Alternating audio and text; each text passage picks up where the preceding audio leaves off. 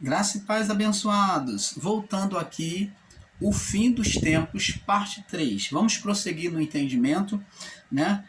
Então, abençoados, como estávamos falando, a volta de Jesus, ensinar a volta de Jesus como sistema religioso, né?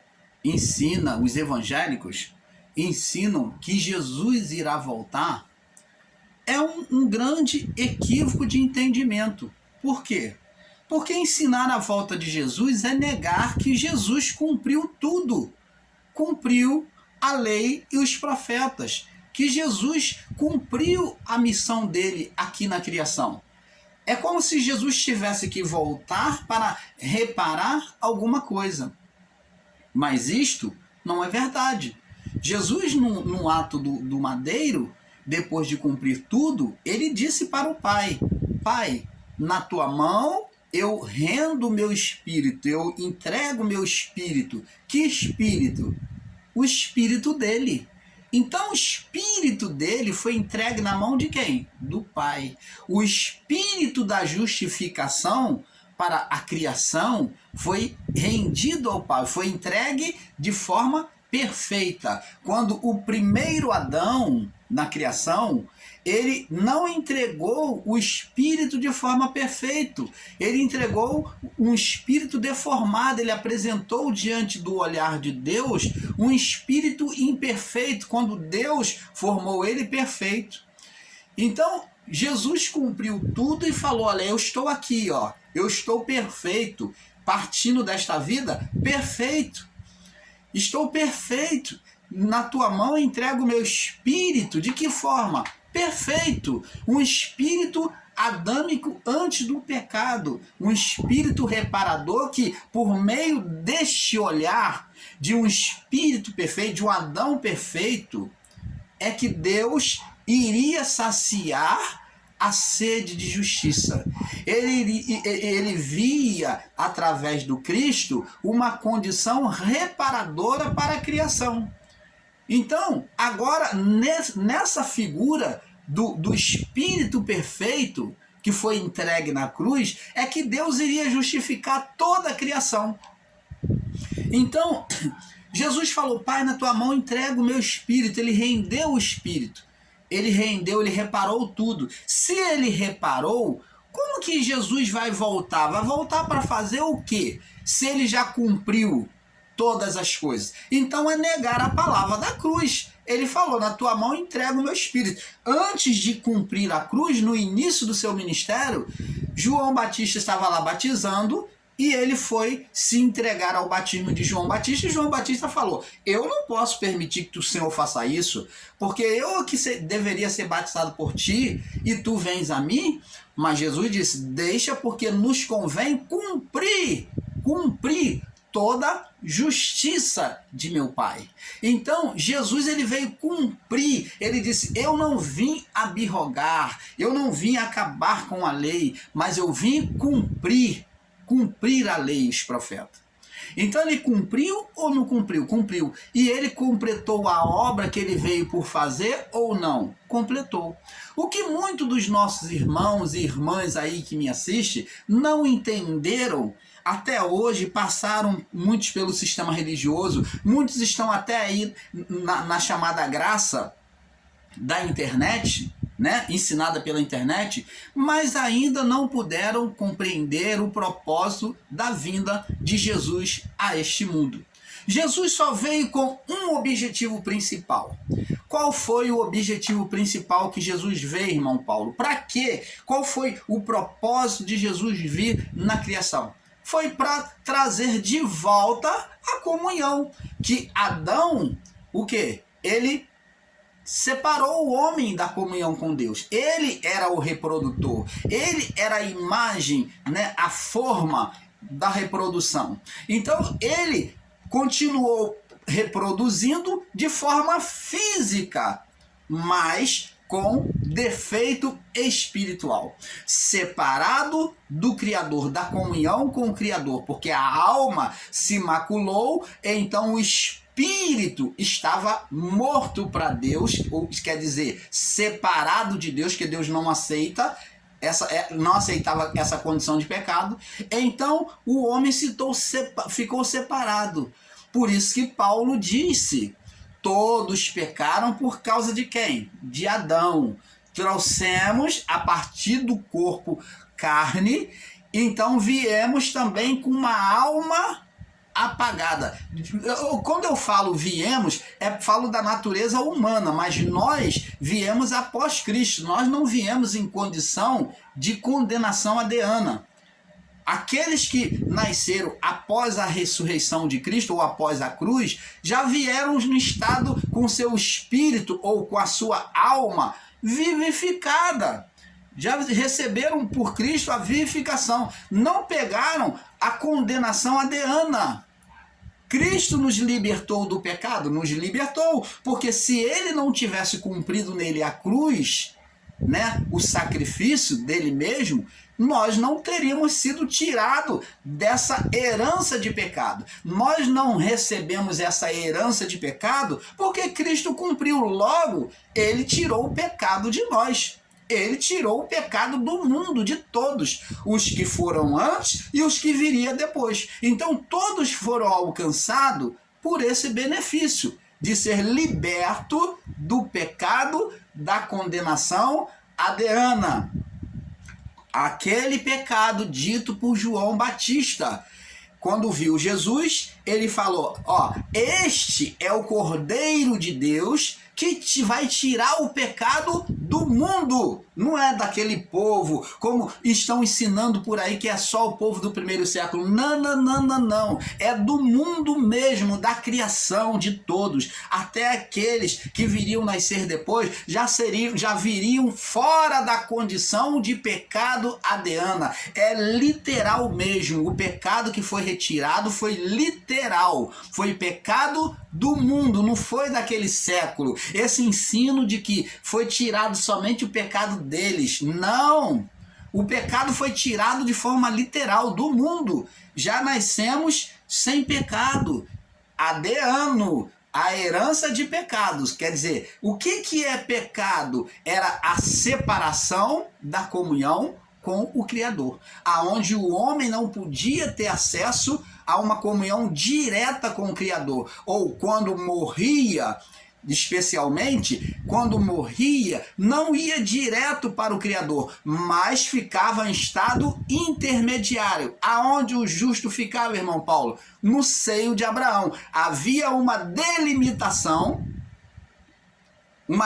havia uma limitação para o homem, que ele não podia subir além do paraíso, além do seio de Abraão. Então, o seio de Abraão era a limitação que o homem podia chegar mais próximo de Deus. As almas ficavam ali. Foram chamadas no Apocalipse das almas que estavam debaixo do altar, abaixo de Deus. Do altar de quem? De Deus. Então, essas almas que estavam abaixo é porque elas estavam limitadas, não podiam se aproximar do Criador. Essas almas foi a alma do período adêano, estado de condenação adêano, da herança do pecado. E Cristo veio tirar justamente essa barreira. E as almas dos ímpios iam para o abismo. Então, abençoados, agora, quando o homem morre, ou após a ressurreição, após a cruz, o homem, a partir da morte, a sua alma agora iria direto para o Criador. Não havia limitação. A alma do justo ia direto para o Criador. A alma do ímpio iria para o tormento. Você está entendendo? Então, esse entendimento de que Jesus vai voltar é não entender a palavra de Deus. Vamos ler aqui. Vamos ler aqui, ó. Olha o que diz aqui, ó. Vamos ler o que diz aqui na palavra. Jesus, ele diz que na sua vinda, vamos ler lá no livro de Mateus 24, que nós estávamos lendo, né? Mateus 24. Ou vamos ler no livro de Lucas. Lucas também que fala, vamos variar um pouco. Lucas no verso 25, Lucas capítulo 21, no verso 25 em diante, fala sobre a vinda do Filho do Homem. Vamos lá, Lucas 21, 25 em diante. Vamos lá, diz assim: e haverá sinais no sol e na lua e nas estrelas. Isso daqui não é literal. Esse sinal no sol, na lua e nas estrelas não é literal. É um sinal escatológico, falando Jesus como sol, a lua como a igreja e as estrelas, que são os anjos. E na terra, nesse período, e na terra, a angústia das nações. O povo hebreu sofreu, o povo judeu não sofreu lá a queima de Jerusalém, a matança dos cristãos? Sofreu. Então, houve na terra angústia das nações. E em perplexidade, bramando o mar e as ondas. Aqui fala da multidão das nações, tá? O mar e as ondas fala das nações. Homens desmaiando de terror na expectação das coisas que sobrevirão ao mundo, porquanto os poderes do céu serão abalados. Qual poderes do céu que está sendo, diz que serão abalados? Aqui uma linguagem de figura que fala dos poderes do céu serão abalados, ou em outras palavras, traduzindo para que você entenda, os poderes do céu serão mudados. Então, irmão Paulo, você acabou de dizer que não é físico. Vamos entender. Esses poderes dos céus serão mudados, aqui, ou serão abalados, está falando da mudança do pacto, da lei para a graça, né? Do estado de condenação para um estado de aceitação de Deus. Diz aqui, os poderes do céu serão abalados, verso 27. E quando vires o Filho do Homem numa nuvem, e quando verão vir o Filho do Homem numa nuvem com poder e grande glória. Preste atenção. Este mesmo sinal de o Filho do Homem vir com poder e grande glória sobre uma nuvem, Jesus, quando ele voltou aos céus, também ele foi suspenso. Foi mostrado ali, livro de Atos, lá no capítulo 1. Então ele foi suspenso nos céus e uma nuvem o encobriu e ele então já não mais foi visto. A mesma forma que Jesus ele foi, aqui está demonstrando que ele iria vir. Presta atenção. E então verão o Filho do Homem vir numa nuvem com poder e grande glória. O que significa isso, irmão Paulo? Aqui está provando que Jesus vai aparecer. Nananina, não. Vou provar para você. Aqui está mostrando que Jesus iria vir para aqueles que passassem desta vida. Vir numa nuvem, a nuvem significa o juízo. Então, Jesus viria no juízo após a morte dessas pessoas. Ali haveria, eles sofreriam, né, o juízo na transição. Verso 28. E quando essas coisas começarem a acontecer, olhai para cima e levantai as vossas cabeças, porque a vossa redenção está próxima. Disse-lhe uma parábola: olhai para a figueira e para todas as árvores, quando já brotam, vós sabeis por vós mesmo, vendo-as, que está perto, que perto está o verão. Assim também vós, quando vides acontecer estas coisas, esses acontecimentos físicos, sabei que o reino de Deus está perto. Você está vendo que os acontecimentos estão ligados a o quê? A vinda do reino, ou a vinda do Cristo. Vê que os acontecimentos serviriam de referencial para mostrar o juízo de Deus, ou a vinda do Cristo. Você está entendendo? Aí ele diz aqui, Assim também vós, verso 31, quando virdes acontecer estas coisas, sabei que o reino de Deus está perto. Olha, isso era apenas uma sinalização, uma abreviação. Em verdade vos digo, verso 32, que não passará esta geração até que tudo aconteça. Preste atenção. Como é que pode ensinar e esperar Jesus vir se aqui já passou mais de tantas gerações, mais de 1000 gerações, desde que Jesus foi tirado daqui entre nós? Mas aqui está dizendo que em verdade vos digo que não passará, olha, é uma afirmação categórica de Jesus, não passará esta geração. O que é uma geração? Uma geração vai até 40 anos. Uma geração, ela dura 40 anos. Uma geração, 40 anos. Uma geração. É contado como geração a partir dos 40 anos. Então é contado uma geração.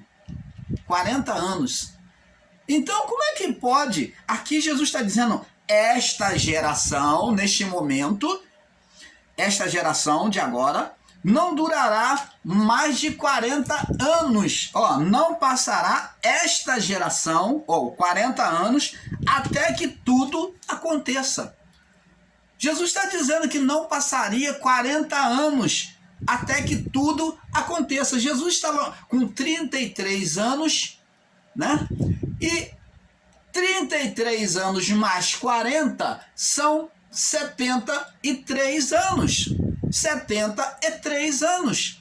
Então, a partir dos anos 70 é que aconteceu toda esse acontecimento que Jesus relatou da sua vinda.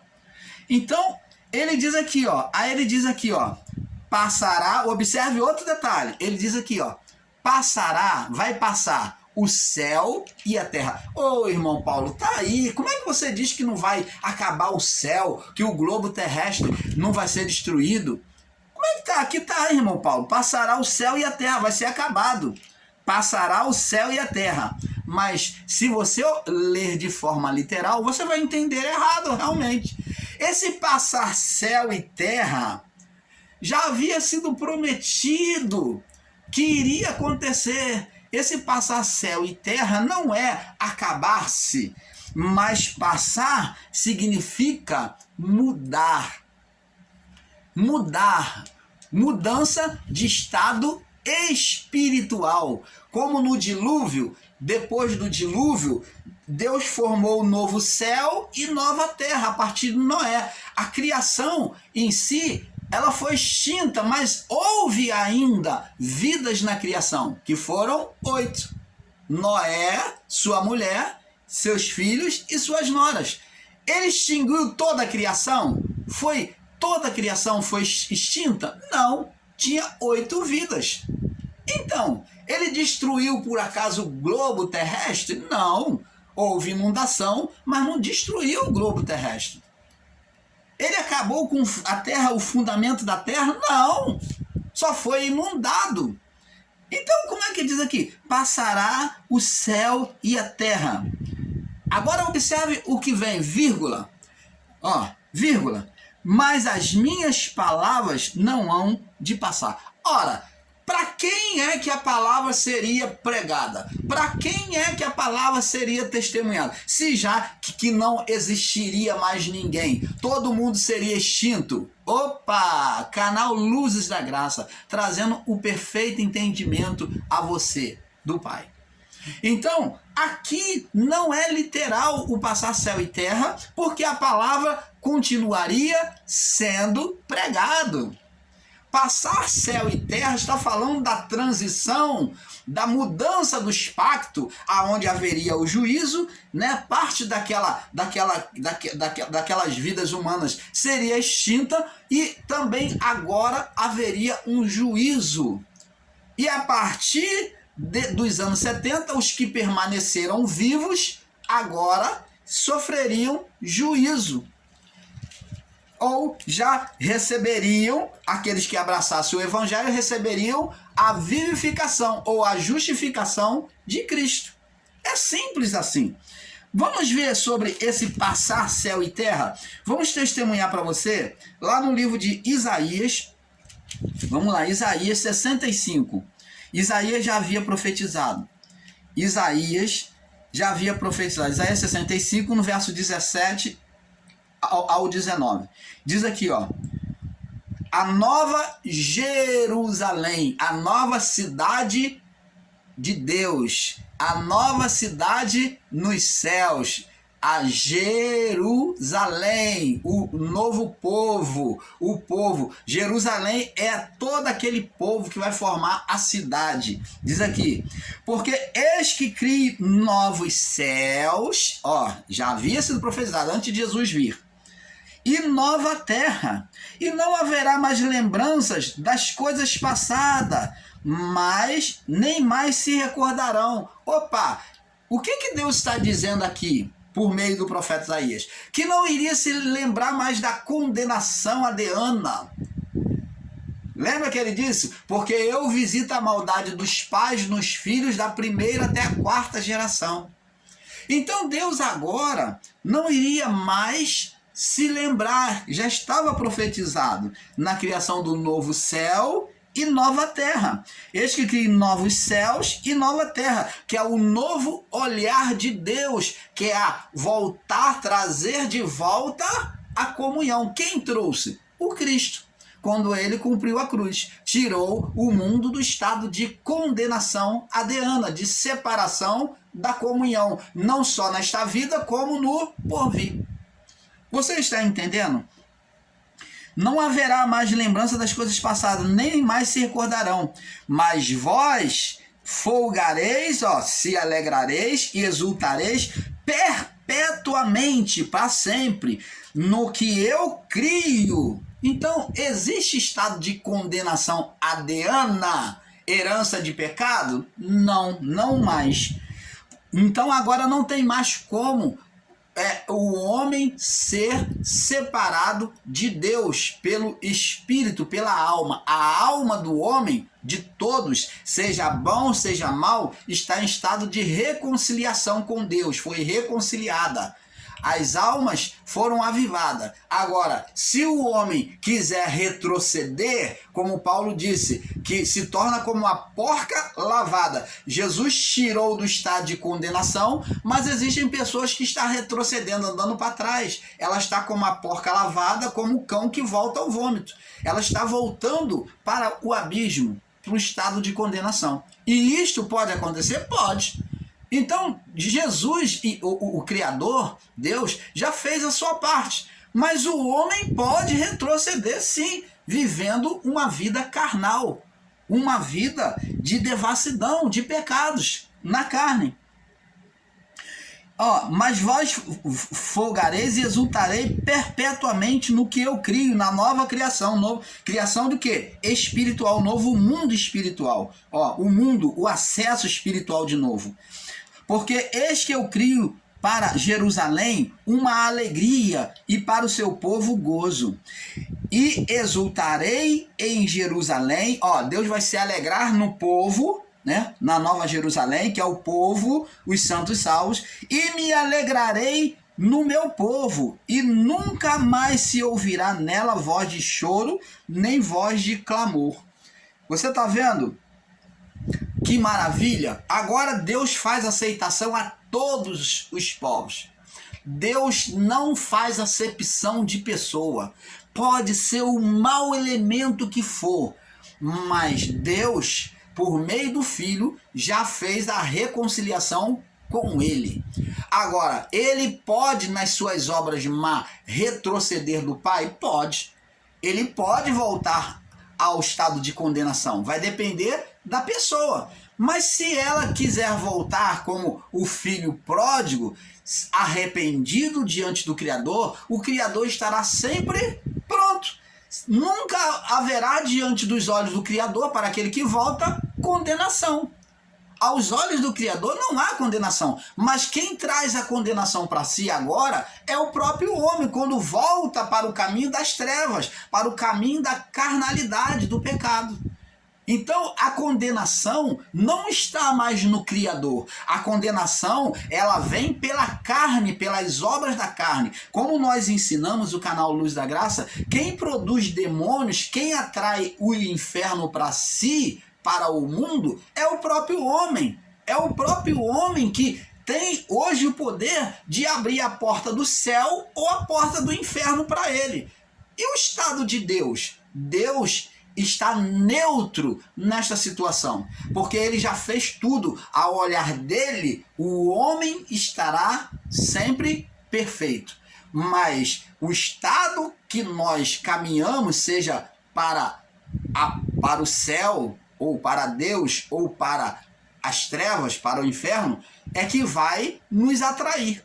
Então, se partirmos desta vida em estado de condenação carnal, então logo não poderemos subir direto para o Criador. Não, Deus não aceita. No céu não tem pecado. Jesus falou que no céu nem se dá em casamento, não tem sexo, não tem sentimento de sexo, de marido, de mulher no céu, não tem nada disso. Imagine o pecado, a carnalidade. Você está entendendo? Nos céus não entra pecado. Não tem restício de pecado. Não tem esse sentimento.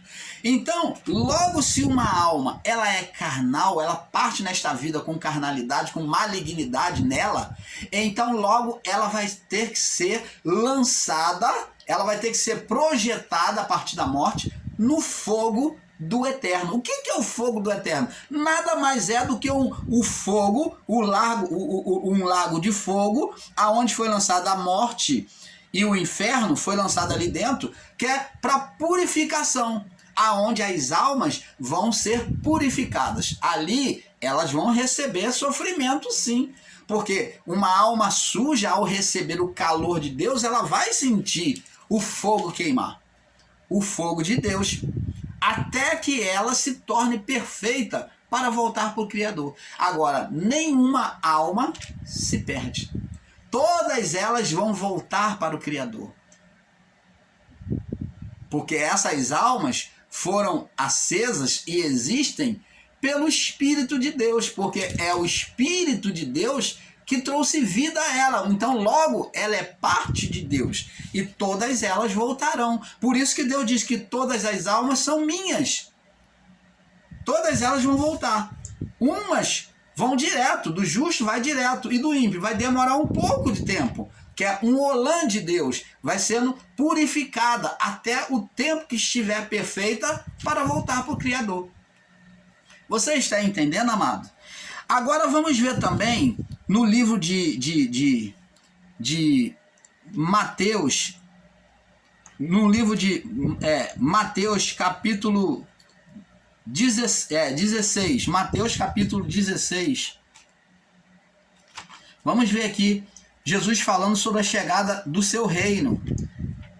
Do seu reino. Olha só, o reino dele é um reino espiritual. O reino de Deus não é comida e nem bebida. O reino dele é espiritual. Vamos ver aqui Jesus falando na chegada do seu reino. Vamos ver aqui, Mateus 16, no verso 27. Diz aqui, porque o Filho do Homem virá na sua glória, virá na glória de seu Pai, com os seus anjos, e então dará a cada um segundo as suas obras. Isso é o reino de Deus chegando, o reino de Cristo chegando a nós. É isso que temos que entender. Ele vai vir no seu reino. Então, ele vai vir no seu reino. Aí diz aqui, vai vir no seu reino. Isso aqui é no juízo, que aconteceu nos anos 70. Ele está falando no juízo que haveria nos anos 70. E hoje, irmão Paulo, quando se morre, já vai direto, como já expliquei, já vai para o seu destino, ou céu, ou vai para a glória de Deus, ou vai para o fogo do eterno, né? Aonde foi lançado o inferno e a morte. E ele diz, e eu vos digo que há alguns aqui, Jesus falando no verso 28, porque o Filho do Homem virá na sua glória com os seus anjos e dará a cada um segundo as suas obras. Ele diz no verso 28, em verdade vos digo que há alguns aqui, alguns dos que aqui estão, naquele período, que não provarão a morte até que vejam vir o Filho do Homem no seu reino. O que Jesus estava dizendo? Jesus não estava dizendo que eles estariam vivos até a volta dele de forma ocular, de forma visível. Não. Jesus está dizendo que muitos que estavam ali naquela época iriam durar até a vinda dele, o quê? Na transição, na mudança de espátula, até o juízo, que foi nos anos 70. Se nós formos interpretar que Jesus vai voltar, então esses homens que Jesus diz aqui, alguns aqui, verso 28, em verdade eu digo que há alguns que aqui estão, que estão presentes hoje, vivos hoje, que não provarão a morte até que venham ver o Filho do Homem no seu reino. Então, como é que pode? Esses homens ainda estão vivos desde a época de Jesus? Existe discípulo vivo desde a época de Jesus até hoje? Porque ele está dizendo que antes do juízo, que esses homens iriam passar pelo juízo e que iria ver, me perdoe, e que iriam ver Jesus voltar. Mas essa volta aqui, nós vemos que não é visível, você está vendo? Essa volta não é visível, mas é uma volta, o quê? Invisível. Ele está falando que alguns iriam chegar no estado, no tempo da transição, ou no juízo final. Iriam sobreviver até o juízo final. Foi no ano 70. Então Jesus estava com 33 anos, esses homens iriam durar mais 40 anos. Você está entendendo? Eles iriam viver mais 40 anos, iriam presenciar, né, o juízo, iriam pegar o tempo do juízo. Na sua morte ou na sua vida, eles iriam pegar o tempo do juízo. Você está entendendo? É isso, abençoado, que nós buscamos trazer a você. Vamos ver em Mateus 25 também, Jesus falando, Mateus 25, é muita maravilha do Pai para abrir o nosso entendimento. Está muito claro, eu creio que está muito claro esse estudo, esse entendimento está sendo passado. Aqui, verso 31, julgamento das nações, Mateus 25, 31.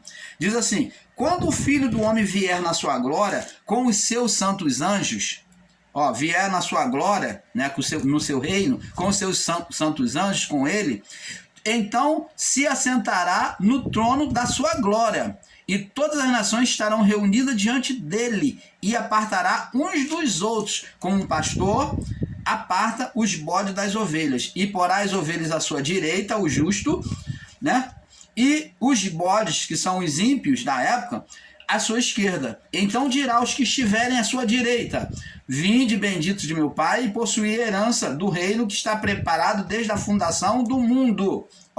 Já foi projetado, a predestinação já foi anunciada desde o início do mundo. Quando? Quando Deus matou o animal para trazer vestimenta para o homem.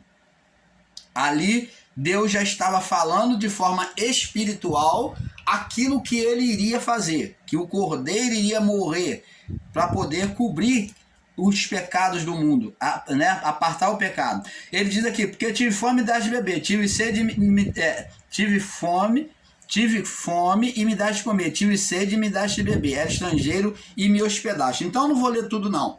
Então vamos passar para o próximo vídeo, mas antes eu quero que você vá comigo lá no livro de Lucas capítulo 17. Vamos lá, Lucas 17, antes de nós passarmos para o próximo vídeo.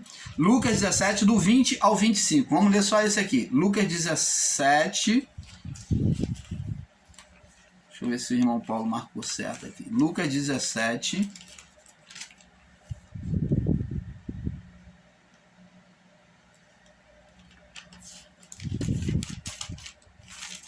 do 20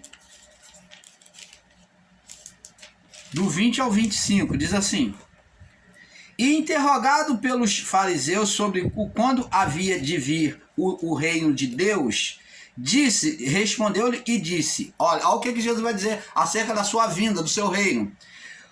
Disse-lhe, o reino de Deus, ou a minha vinda, ele está dizendo, o reino de Deus, que é a mesma vinda de Jesus, não vem com aparência exterior. Jesus vai voltar de forma visível, como ensina o sistema religioso, como muitos dos nossos irmãos e irmãs evangélicos entendem? Não. Jesus não vai vir com o reino de Deus, que vem com Jesus, não veio com aparência exterior. Não vem de forma visível, está bem claro aqui, verso 21. Nem dirão, vocês não vão poder dizer, o povo não vai poder dizer, olha, ele está vindo ali, ele está vindo aqui, olha, Jesus está voltando.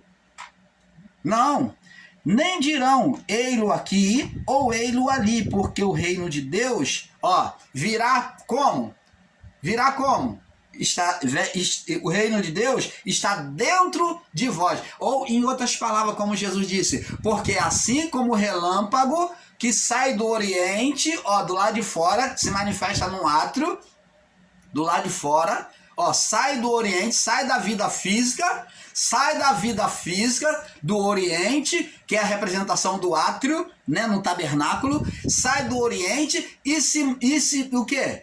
E se manifesta onde? No Ocidente. Sai do Oriente e vai para o Ocidente, lado de dentro. Alma, vida humana, alma humana. Então, assim deve ser também a vinda do Filho do Homem. O que Jesus está dizendo quando ele fala do relâmpago? Ele está dizendo que a vinda dele, ele agora viria pelo lado de dentro. Ele, na sua vinda, a palavra de Deus diz lá no Evangelho de João que o Verbo se fez carne e habitou entre nós. O Verbo se fez carne, né? No princípio é o Verbo estava com Deus, o Verbo era Deus. O Verbo se fez carne, se tornou visível e habitou, morou conosco, né? Um tabernáculo móvel. Agora, ele diz aqui que o relâmpago viria para o lado de dentro, viria o reino de Deus, seria colocado dentro de nós. Ele diz aqui, nem dirão ele ali ou ele aqui, porque o reino de Deus está dentro de vós. Você está vendo aí, abençoado, o reino colocado do lado de dentro, Jesus vindo agora pelo lado de dentro, se apresentando ao homem. E este sinal da vinda de Jesus a nós foi visível a sua vinda no Pentecoste, foi a anunciação da vinda dele sobre nós, sobre todas as nações que estavam reunidas em Jerusalém. Então, no Pentecoste, o Espírito Santo, que é o poder do próprio Cristo, né, o poder ou o Espírito do próprio Cristo, foi colocado dentro dos homens, sem acepção. É velho, servo, velho terão visões, os jovens sonharão, as servas também sobre os meus servos e as minhas servas. Servo e serva era aquele menor, né, que Joel está dizendo, seria colocado tanto no mais velho quanto no mais novo, como no servo, na serva, no mais jovem, seria colocado em todas as nações. É o Espírito Santo, o poder de Deus, o poder do Cristo, o Espírito do Cristo, é o poder de Deus. Quando Jesus comissionou os 70 pela primeira vez, os discípulos, aliás, ele soprou do seu Espírito, do seu poder, né, para que eles evangelizassem, soprou do seu poder ou de si, fez igual o próprio Deus, soprou sobre eles. Então, ele soprou, ele diz, assim como faz o meu pai, eu também faço. Então ele soprou, ele fez da mesma forma, ele soprou, ele compartilhou o seu poder com os discípulos. E disse, recebei ele não falou recebei o Espírito Santo, mas ele falou, recebei do Espírito Santo, ou do meu poder, ou de mim. Então ele soprou do seu Espírito e disse, recebei do Espírito Santo. E os discípulos fizeram sinais e maravilhas. Então a chegada do Espírito Santo agora no batismo para o homem, agora mostra a vinda de Jesus. Vamos passar para a próxima parte, que está bem avançado, já está em 39, né? Vamos para a próxima parte, para a parte 4, paz.